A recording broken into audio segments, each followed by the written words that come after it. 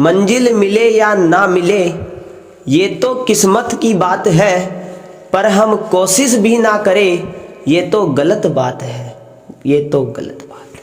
Hello students, welcome back to my YouTube channel plus point classes.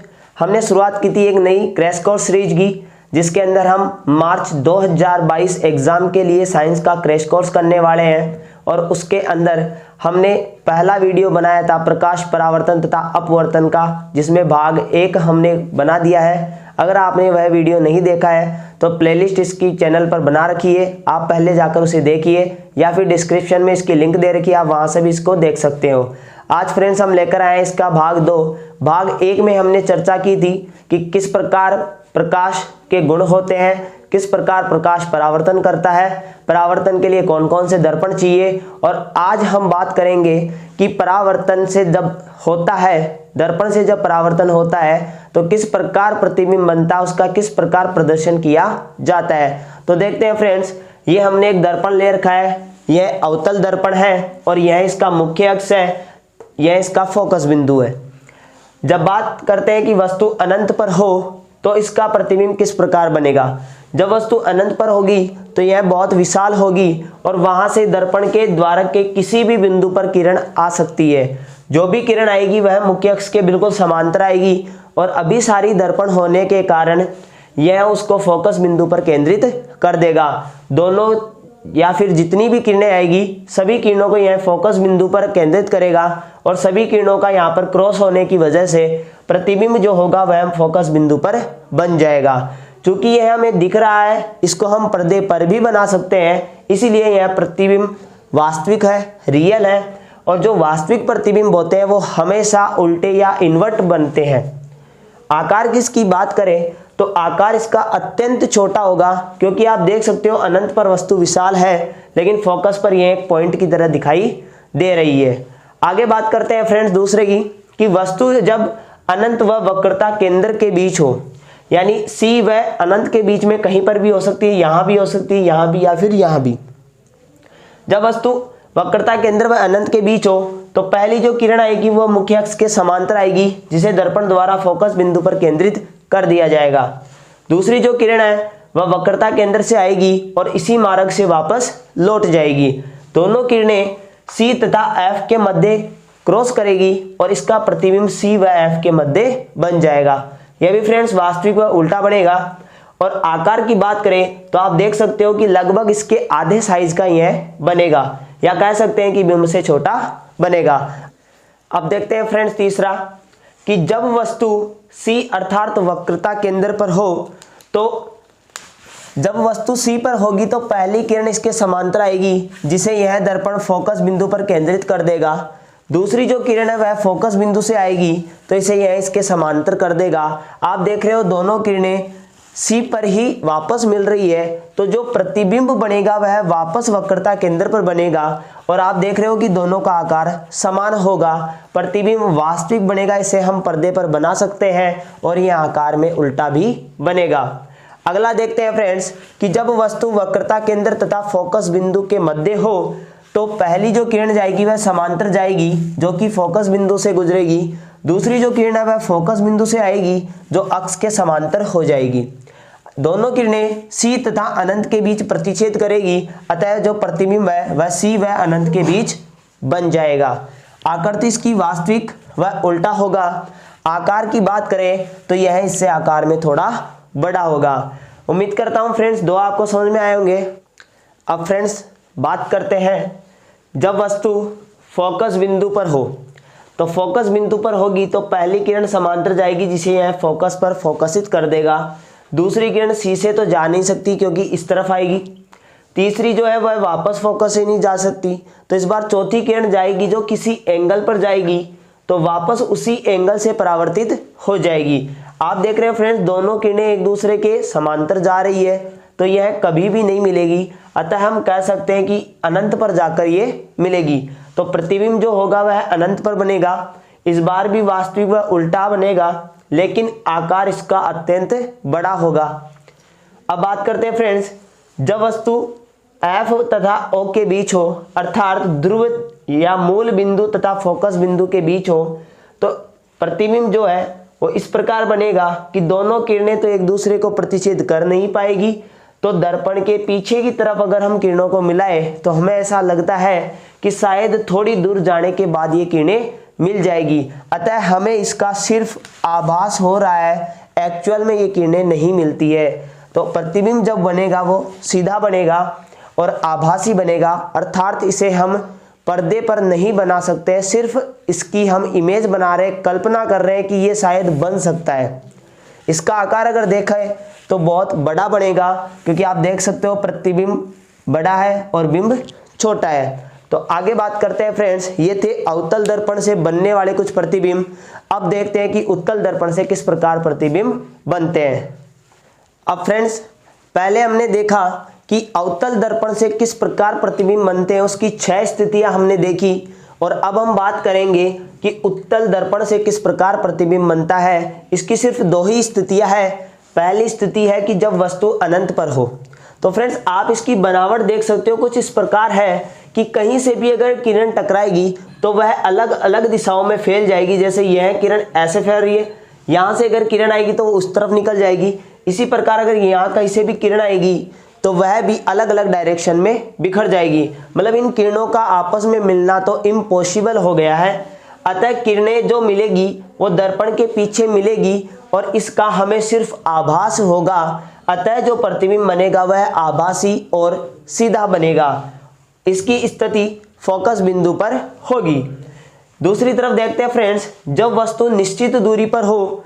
क्यों friends, यहाँ हम focus बिंदु इसलिए नहीं कह रहे हैं क्योंकि फोकस बिंदु दर्पण के पीछे है। वक्रता के अंदर भी दर्पण के पीछे होगा, उस तरफ होगा, जबकि जो बिंब होता है वह सदैव बाईं तरफ होता है। तो इसकी हम कोई स्थिति निर्धारित नहीं कर सकते हैं। इसलिए किसी भी निश्चित दूरी पर अगर वस्तु होगी तो उसकी भी किरणें इस प्रकार विच्छेदित हो जाएगी और आपस में मिलेगी नहीं। तो जब हम इनका आभास करेंगे या कल्पना करेंगे कि आगे जाकर मिल सकती है, तो यह ध्रुव तथा F के बीच मिलेगी और प्रतिबिंब जो होगा वह आभासी और सीधा बनेगा। तो ये थी फ्रेंड्स उत्तल दर्पण से प्रतिबिंब बनने की स्थितियां। अब हम देखते हैं दर्पण सूत्र। फ्रेंड्स अब हम बात करते हैं कि दर्पण सूत्र क्या होता है। तो दर्पण सूत्र होता है 1/F बराबर 1/V प्लस 1/U। यहाँ F का मतलब होता है फोकस दूरी तथा V का मतलब होता है प्रतिबिंब दूरी और U का मतलब होता है बिंब दूरी। बात करते हैं फ्रेंड्स कि फोकस दूरी, प्रतिबिंब दूरी और बिंब दूरी होती क्या है।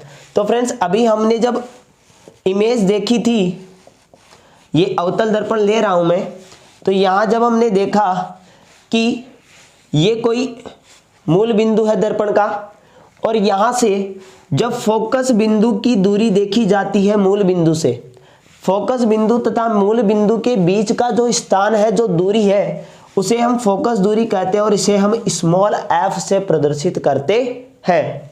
ये जो c है वह वक्रता त्रिज्या थी जिसे हम कैपिटल R से प्रदर्शित करते हैं।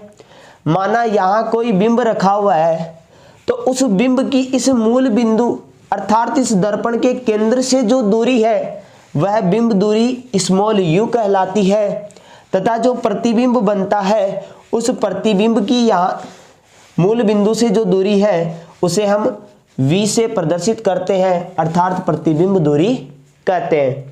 देखते हैं फ्रेंड्स ये सूत्र किसमें काम आता है। मान लीजिए आपको बिंब दिया और फोकस दूरी दी और आपसे पूछा गया कि जो प्रतिबिंब है वह कितनी दूरी पर बनेगा, तो इसके लिए आपको इस फॉर्मूले का इस्तेमाल करना पड़ेगा जो कि है 1/F बराबर 1/V प्लस 1/U। इसके आधार पर फ्रेंड्स हम कुछ न्यूमेरिकल्स करेंगे, कुछ उदाहरण लेंगे कि किस प्रकार से हम इनको सोल्व कर सकते हैं।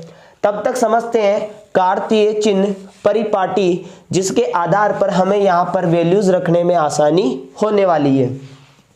इस परिपाटी के अनुसार कि माना ये कोई दर्पण है और उस दर्पण पर बिंब जो होता है वह हमेशा बाईं तरफ आता है, जो कि हमने कल भी डिस्कस किया था।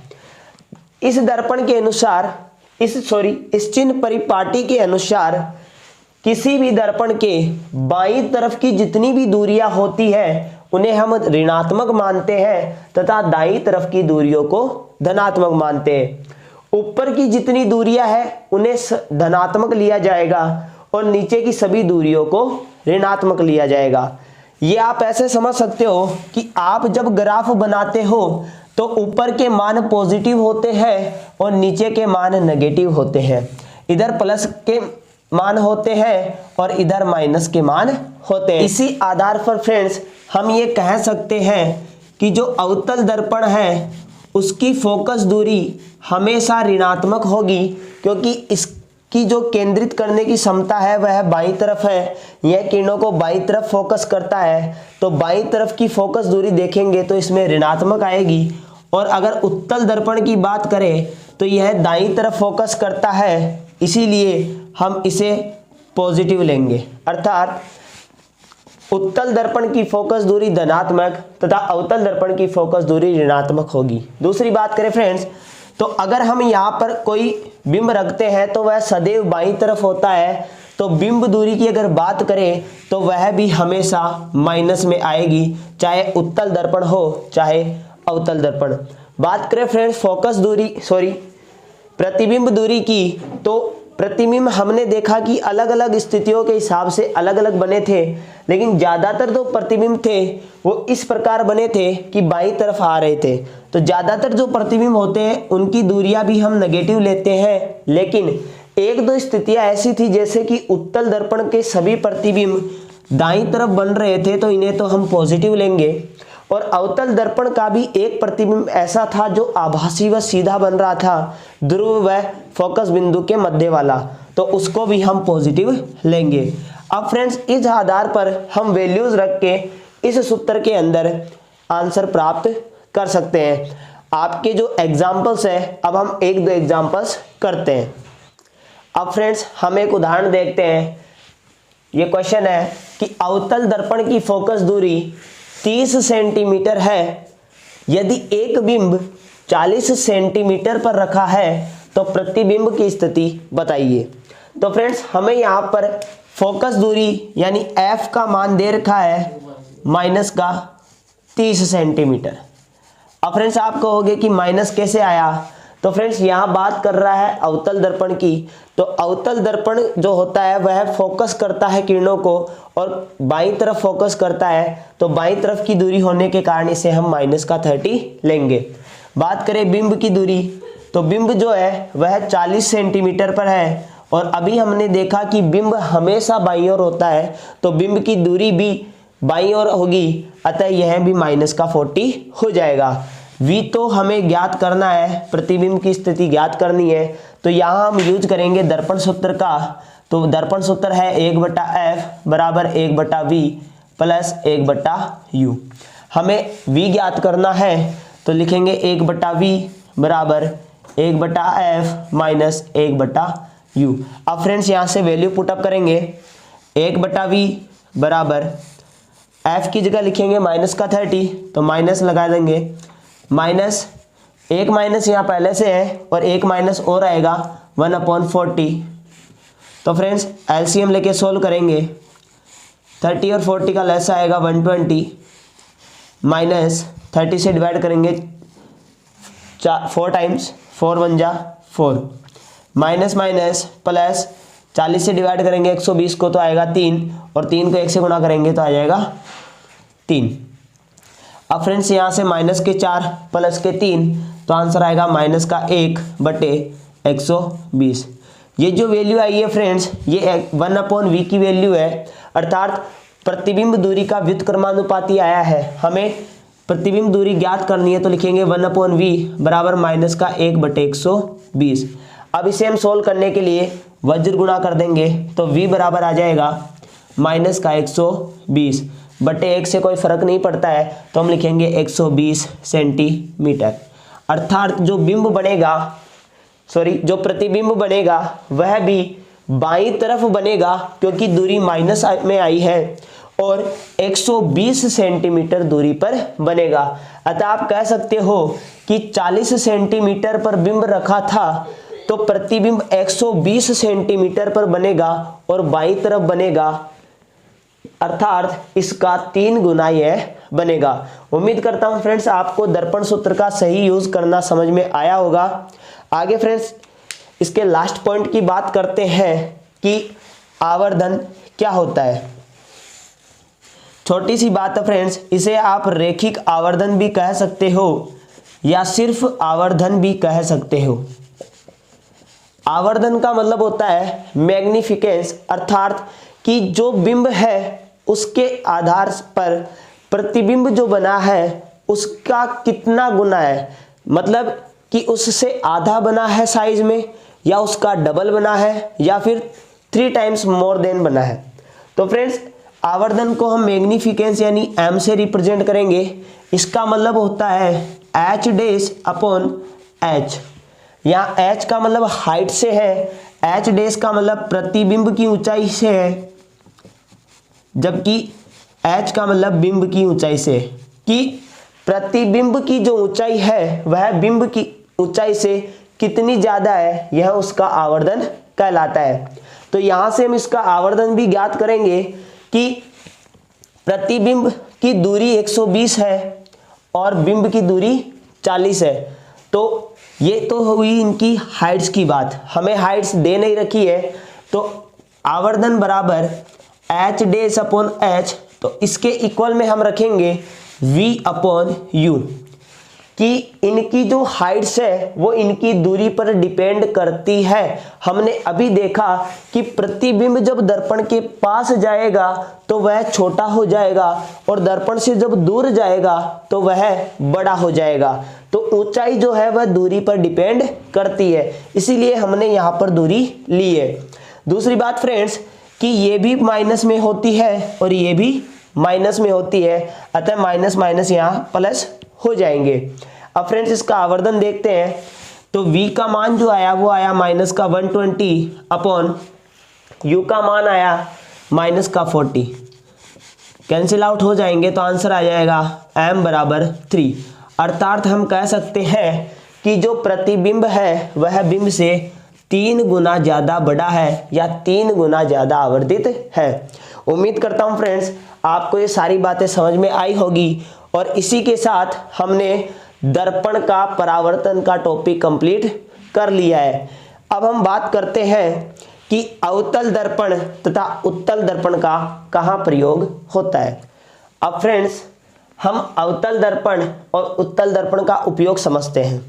तो फ्रेंड्स अवतल दर्पण का प्रयोग करते हैं, बंद करें एक बार, वापस स्टार्ट। फ्रेंड्स अब हम अवतल दर्पण और उत्तल दर्पण के उपयोग के बारे में पढ़ते हैं कि इनका कहाँ कहाँ इस्तेमाल किया जाता है, कहाँ कहाँ हमें परावर्तन की आवश्यकता होती है। पहली बात करते हैं फ्रेंड्स अवतल दर्पण की। तो अवतल दर्पण एक अभिसारी दर्पण है, किरणों को फोकस करता है और प्रतिबिंब वास्तविक और उल्टा बनाता है। अर्थात यह अभिसारी होने के कारण वस्तुओं को आवर्धित कर देता है, यानी कि बड़ा कर देता है, और इसी गुण के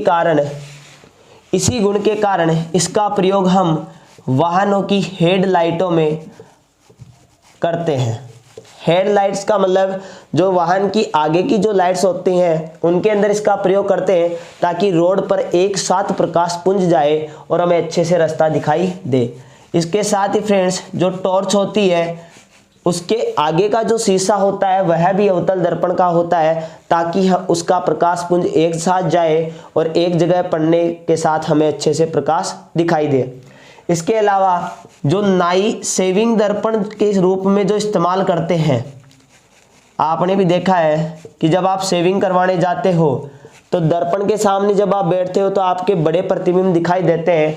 तो शेविंग करते समय जो दर्पण इस्तेमाल किया जाता है वह भी अवतल दर्पण होता है।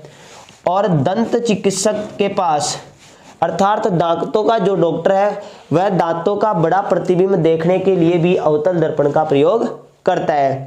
दूसरी तरफ बात करें फ्रेंड्स उत्तल दर्पण की, तो इसका सामान्यतः जो उपयोग है वह वाहनों के पार्श्व दर्पण के रूप में किया जाता है।